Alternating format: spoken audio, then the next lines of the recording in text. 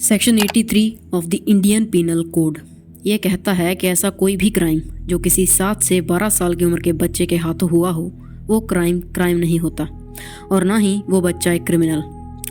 आज का ये वीडियो देखने के बाद मुझे आप सब नीचे कमेंट करके ज़रूर बताइएगा कि आपको क्या लगता है कि क्या ऐसा कोई कानून होना चाहिए जो ऐसे बच्चों को प्रोटेक्शन दे। So without wasting any time let's dive into our today's case, Mumbai's tuition teachers murder case. 30 साल की आयशा असलम हुसैन मुंबई के गोवंडी की रहने वाली थी।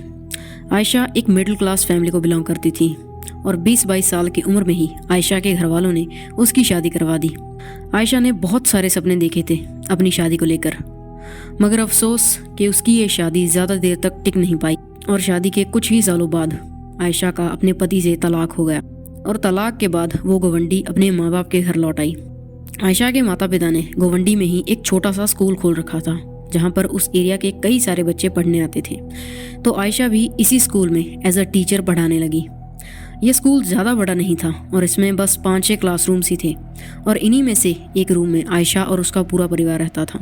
आयशा बहुत ही हार्ड वर्किंग थी, वो किसी भी तरह से अपने माँ बाप के ऊपर बोझ नहीं बनना चाहती थी, इसीलिए वो स्कूल में पढ़ाने के साथ साथ स्कूल के बाद बच्चों को ट्यूशन भी पढ़ाती थी। और इतना सब करके भी वो और उसका परिवार अपने एक्सपेंसेस बहुत मुश्किल से मैनेज कर पाता था। बट आयशा की मुश्किलें अब भी कम नहीं हुई, इनफैक्ट उसकी लाइफ और भी डिफ़िकल्ट हो गई क्योंकि साल 2016 में उसके फादर का किसी प्रॉपर्टी डिस्प्यूट के चलते उन्हीं के घर में मर्डर कर दिया गया था, जिसके बाद अपनी फैमिली की सारी रिस्पॉन्सिबिलिटी आयशा पर आ गई थी एंड अब उसे अपनी फैमिली को संभालना था and she actually did that very well. पूरे स्कूल की रिस्पॉन्सिबिलिटी अब उस पर आ चुकी थी और उसके बाद उसे अपनी फैमिली को भी संभालना होता था एंड देन कोर्ट कचहरी के चक्कर लगाना। मगर फिर भी आयशा ने अपनी तरफ से अपना 100% दिया, जिस वजह से सभी लोग उसे बहुत एडमायर करते थे और इतना सब करने के बाद भी वो बच्चों को ट्यूशन पढ़ाती थी। उसने इतना सब होने के बाद भी स्कूल के साथ साथ बच्चों को ट्यूशन पढ़ाना कंटिन्यू रखा, इस होप में कि one day everything will get sorted, सब कुछ ठीक हो जाएगा उसकी लाइफ में और उसकी लाइफ वापस ट्रैक पर आ जाएगी। आयशा के पास काफ़ी सारे बच्चे ट्यूशन पढ़ने आते थे और इन्हीं में से एक था 12 साल का ज़ेन। ना ज़ेन यहाँ पर उसका असली नाम नहीं है, बट उसका असली नाम कभी रिवील नहीं किया गया क्योंकि वो एक माइनर था, so for this video will call him Zen. ना ज़ेन जो था वो पढ़ाई में बिल्कुल भी अच्छा नहीं था एंड मोर ओवर वो रहता भी सभी बुरे लड़कों के ग्रुप में ही था जो कि स्कूल ड्रॉप आउट्स थे और छोटी मोटी चोरियाँ और झगड़ों में इन्वॉल्व रहते थे। एंड अपनी संगत की वजह से ज़ेन का भी एटीट्यूड वैसा ही था, ही वॉज रूड, जिस वजह से आयशा उसे हमेशा कॉल आउट करती थी जब भी उसके मार्क्स कम आते या फिर जब भी वो ट्यूशन पर कोई शरारत करता एंड वो उसे सभी बच्चों के सामने डांट देती थी, जिससे कि बाकी बच्चे ज़ेन पर हंसते थे और उसका मजाक उड़ाते थे एंड ज़ैन को ह्यूमिलेटेड फील होता था। बट ज़ैन भी कुछ कम नहीं था। लाइक क्लास में होते हैं ना कुछ ऐसे बच्चे जो एरोगेंट होते हैं, जो टीचर की बात नहीं मानते, उनके आगे से बोलते हैं। He was that kind of a boy. But still Zain के पास और कोई ऑप्शन भी नहीं था क्योंकि उसकी माँ ने उसे आयशा के पास ट्यूशन पर लगाया था due to his poor grades. And Ayesha को प्रॉब्लम ये थी कि ज़ैन की ट्यूशन की फ़ीस भी वो टाइम पर नहीं ला कर देता था, उसकी फैमिली टाइम पर नहीं देती थी। तो ये भी एक वजह थी जिस कारण आयशा ने कई बार उसे बाकी बच्चों के सामने डांटा क्योंकि आयशा को भी बाकी टीचर्स को सैलरी वगैरह देनी होती थी एंड अपना घर भी चलाना होता था, तो वो भी अपनी जगह सही थी। सितंबर 2019 सितंबर के महीने में एक दिन ऐसा हुआ कि ज़ैन की जो मम्मी थी उन्हें घर खर्च के लिए कुछ पैसों की ज़रूरत होती है, तो वो ज़ैन को बोलती हैं कि तुम आयशा मैम से पूछना कि अगर वो हमारी कुछ हेल्प कर दें तो।